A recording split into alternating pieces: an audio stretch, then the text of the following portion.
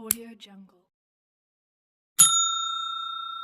Hello साथियों, नमस्कार। पशु परिचर भर्ती परीक्षा 2024 और हम यहाँ पर पढ़ रहे हैं पशुपालन सामान्य ज्ञान। आज का टॉपिक है दोस्तों भैंस की प्रमुख नस्लें।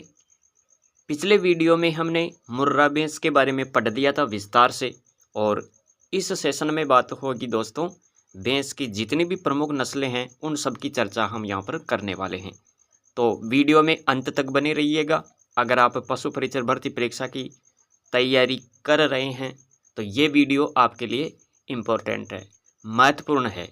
तो शुरू करते हैं बिना देरी किए हुए। भैंस, और ये भैंस कौन सी है? मेसाणा भैंस। मेसाणा भैंस इस तरह की होती है। अब हम इसके बारे में हम विस्तार से पढ़ेंगे। यहाँ पर ये आपको यहाँ पर देखना है, याद रखना है कि ये जो मेसाणा भैंस है इसकी उत्पत्ति किससे मानी जाती है। ये देखो एक संकरित नस्ल है, मुर्रा और सुरती के संकरण से प्राप्त हुई है, उत्पन्न हुई है। तो ये आप कह सकते हैं यहाँ पर।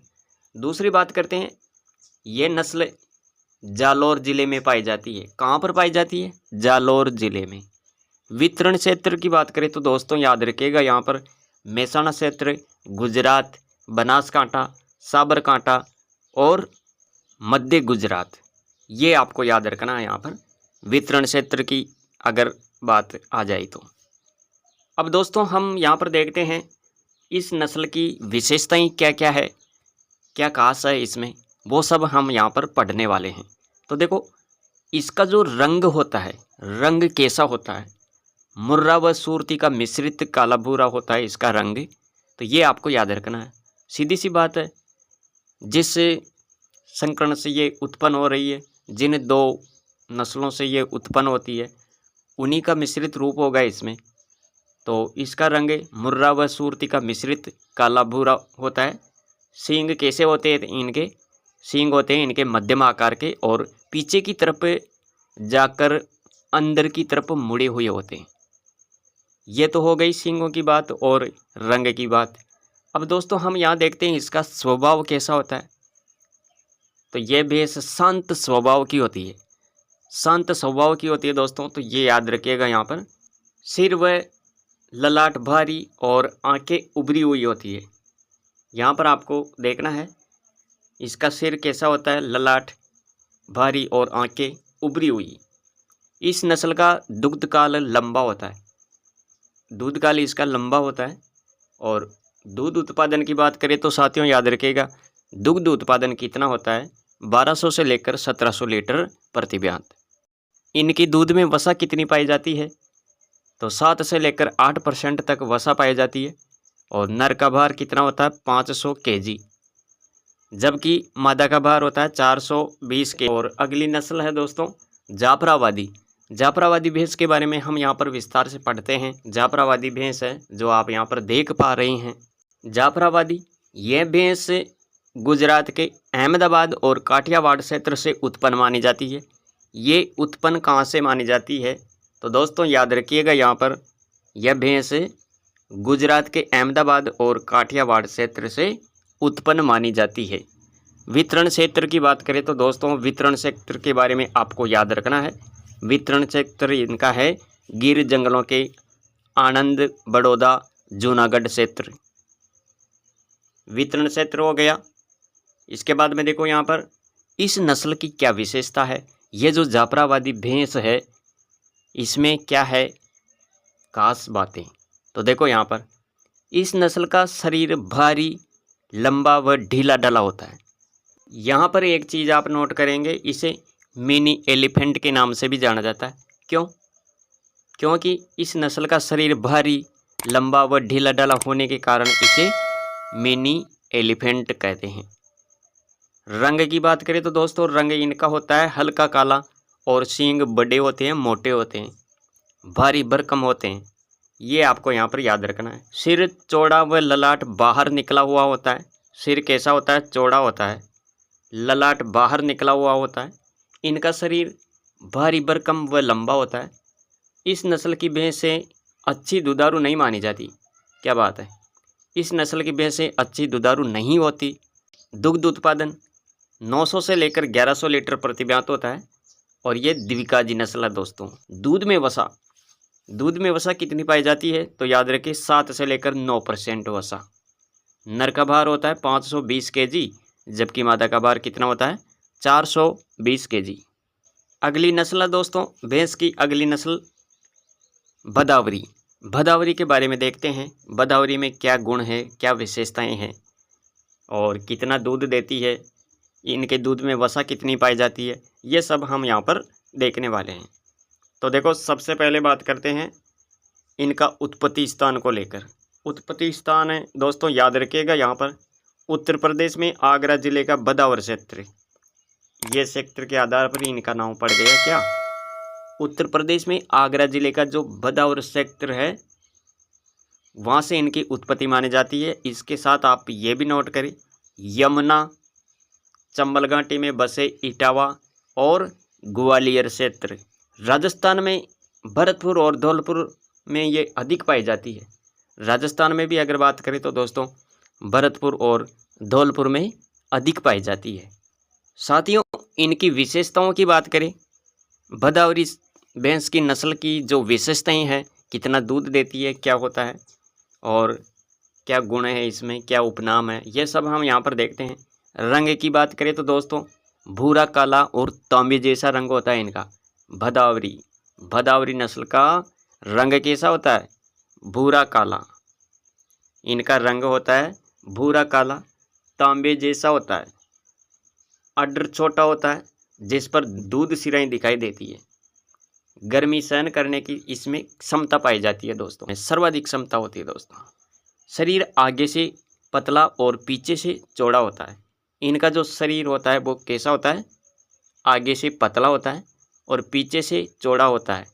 क्या सच में ही होता है, एक बार देख लो वापस। ये रहा, ये भदावरी भैंस है बिल्कुल। इसके बाद में देखो यहाँ पर सींग पहले चपटे तथा बाद में मोटे व पीछे की ओर मुड़कर अंदर की तरफ जाते हैं। तो यहाँ पर देखो इनके सींग आप देख पा रहे हैं यहाँ पर। और ये दूध कितना देती है, दुग्ध उत्पादन कितना होता है इनसे 800 से लेकर 1200 लीटर प्रति ब्यात इनसे दूध उत्पादन होता है दोस्तों।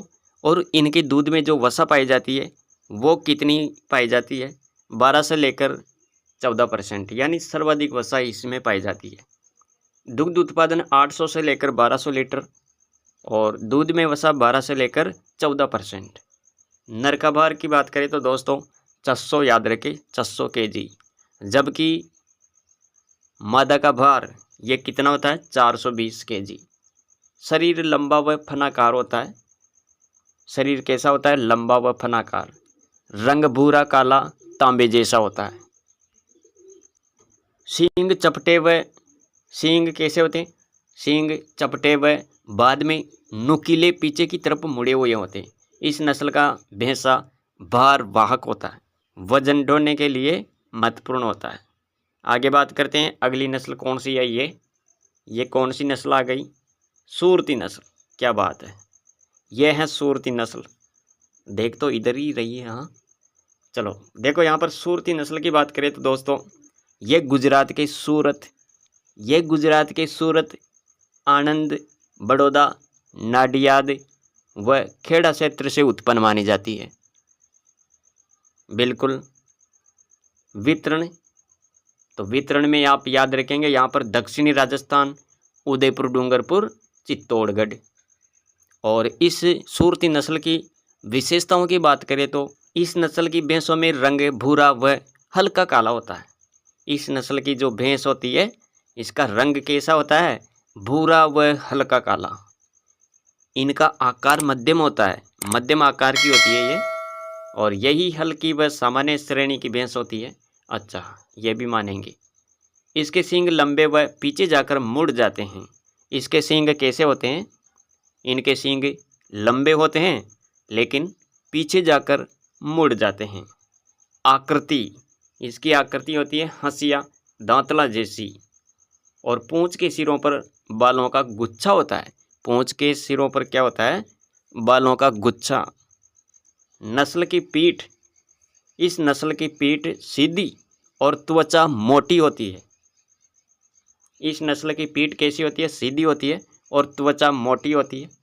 भैंसों में जबड़े के नीचे व आंखों के ऊपर सफ़ेद रंग की पट्टी होती है। भैंसों में जबड़े के नीचे व आंखों के ऊपर सफ़ेद रंग की क्या होती है? पट्टी होती है दोस्तों। दूध उत्पादन की बात करें तो दूध उत्पादन, इसके बारे में आपको याद रखना है। ये जो सूरती भैंस है, ये दूध कितना देती है? 1600 से लेकर 1700 लीटर।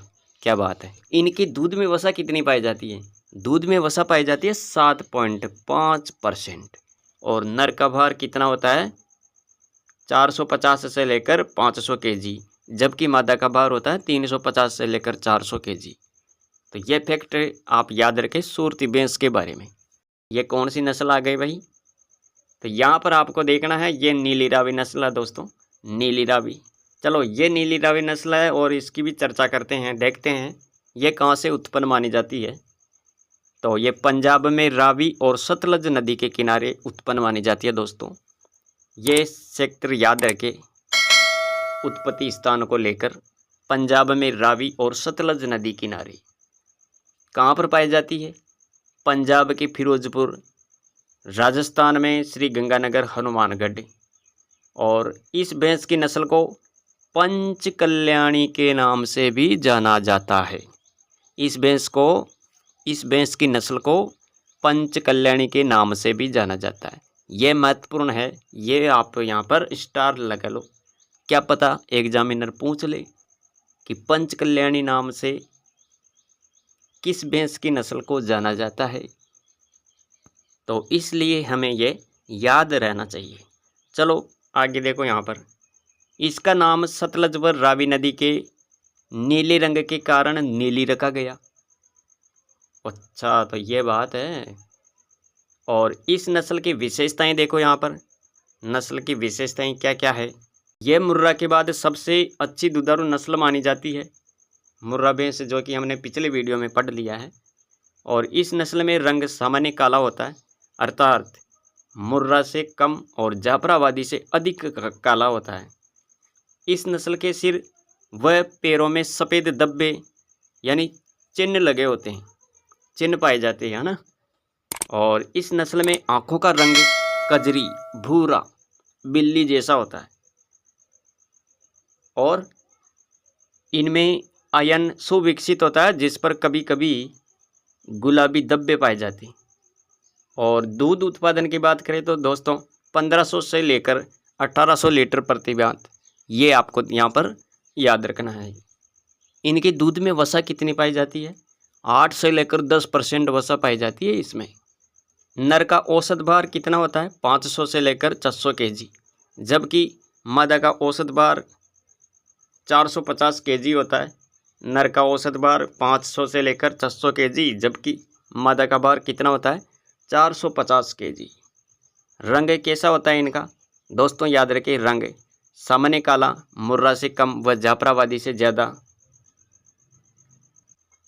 और मध्यम आकार ये फनाकार, इनका आकार कैसा होता है? मध्यम फनाकार। आँखों का रंग कजरी बिल्ली जैसा।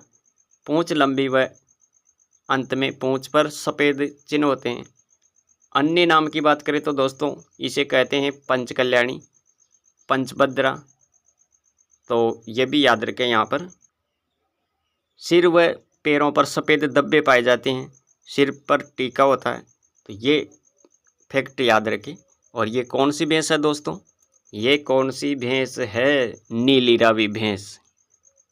और यहाँ पर क्या लिखा हुआ है? मुर्रा भैंस पिछली क्लास में विस्तृत रूप में। तो दोस्तों मैंने पिछले वीडियो में ये मुर्रा भैंस के बारे में विस्तार से पढ़ा दिया है, तो वो वीडियो आप ज़रूर देखिएगा। चौथा वीडियो है वो 4 नंबर वाला। तो आज का ये सेशन कैसा रहा, कैसी लगी आज की क्लास? मिलेंगे अगले सेशन में और विस्तृत रूप में हम इसी तरह कंटेंट पढ़ते रहेंगे। ये नोट्स है दोस्तों, आप इसे रिवीजन के हिसाब से देख सकते हैं क्लास को। तो आज के लिए इतना ही। Thanks for watching.